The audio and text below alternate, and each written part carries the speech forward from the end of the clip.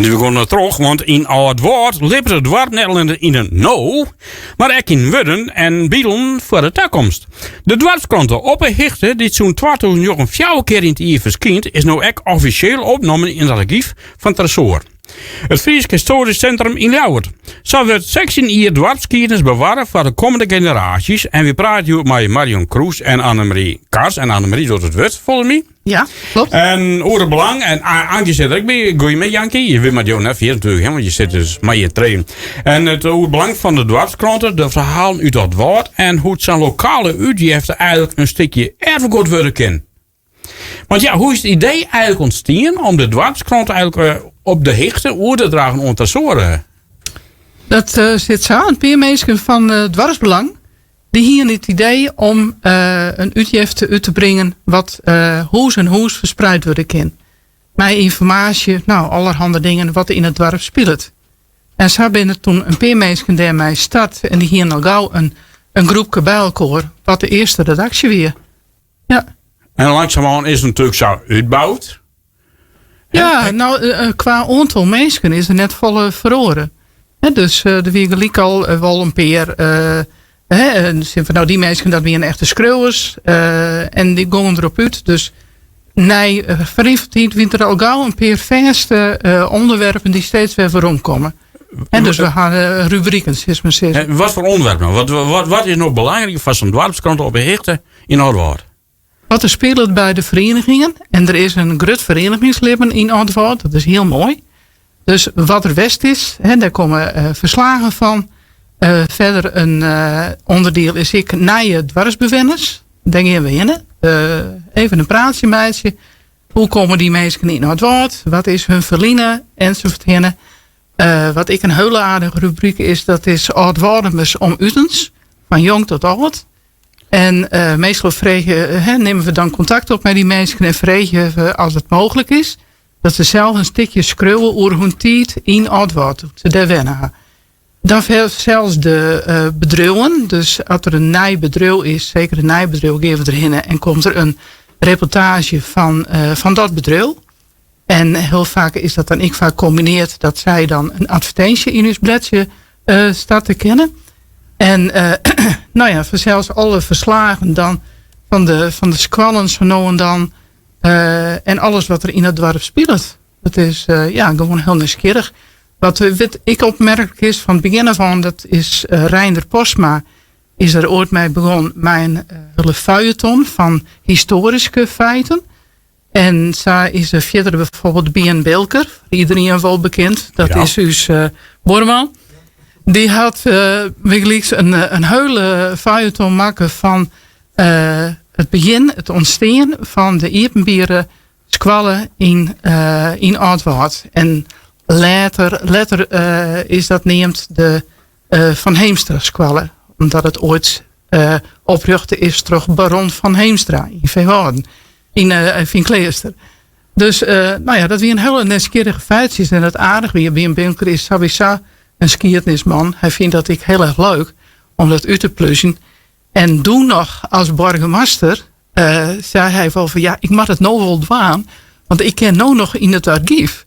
Dus ik ken nou nog een hele protte feiten kan ik opheljen. Ja. En dat is wel heel nieuwsgierig. Daar ga je Brussel natuurlijk. Ja, zeker.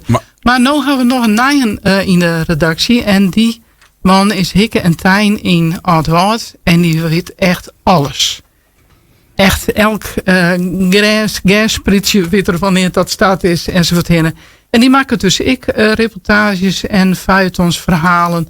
Nou, in het laatste noemen van alles over de zoonafgravingen die ter west binnen in Oud-Woord. Nou ja, dat soort dingen. Of een oud paadje wat nou net meer te vinden is, maar dat de werknemers van Oud-Woord naar Westergeest langs een bepaald paad erin komen. En wat er dan van oorbleun is en was dan nog schenkest. Maar dat soort dingen. Ja, het is eigenlijk een naslagwerk, van toen. Maar eigenlijk van nu. Want nu wordt ik mijn. Maar over 50 jaar is het natuurlijk ook altijd niets. Ja, zeker. En daarom hebben we natuurlijk ook ontressoren. Waarom nou het idee ontressor dit al je aan te bieden? Van, ga je me hier belang bij? Want ze moeten wel ha.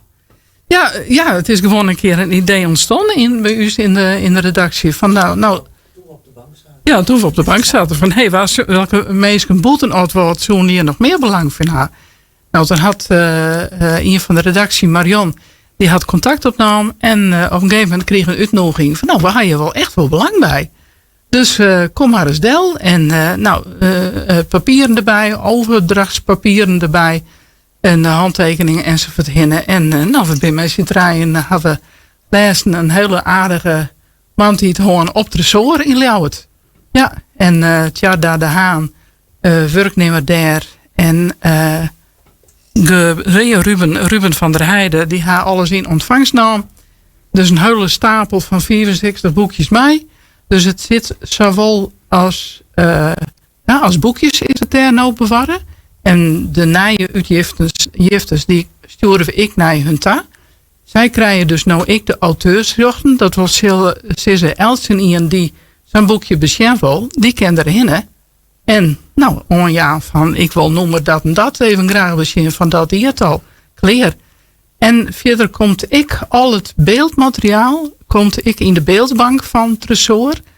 En daarmee sturen ze dat materiaal ik nog terug naar de Koninklijke Bibliotheek, de Nationale Bibliotheek in Den Haag.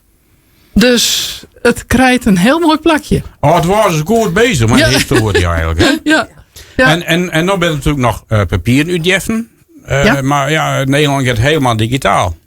Hoe zit het er dan mee? Nee, dat doen wij net. Tenminste, we hebben wel dus ik een website. Hè, wij dus alle boekjes op Bechen kennen. www.dwarskranten.nl dwarskrantenopperhichten.nl. Een hele lange. Alles welke vast. En dus ik ken iedereen dat Bechen. Dus die website, die nemen zij dus ik op in hun bestaan.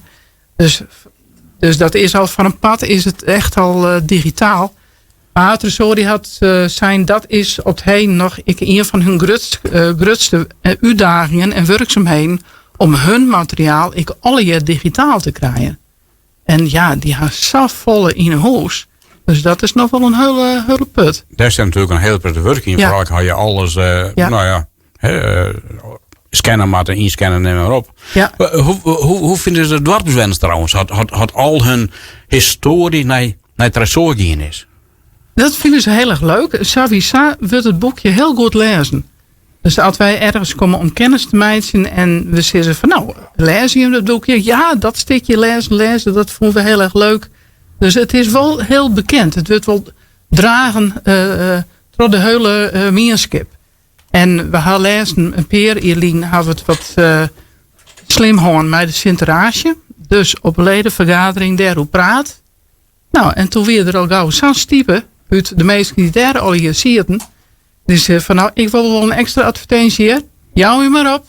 Kom kleer. Het is wel mijn kwal. Het is mijn kwal, zeker. Ja. Je vraag. Wat hoop je dat de meesten dan over 50 jaar denken zullen dat die oude edities op bij Hichter, als ze die iepenslår, wat denk je wat ze dan ook denken van? Ja, ik denk wel dat het oké is. Ja, dat denk ik wel. Ja. Maar want het is eigenlijk een tip misschien voor oren dwarpsklanten. Breng ze naar het Tresor. Ja. Jo bent de eerste denk die dienen. Ja. Nee, natuurlijk. Het moet meestal al gebeuren. Ik wens je echt nog verder geluk dat mij alles nog van op de dwarpskrant. Want al die te banen staan natuurlijk.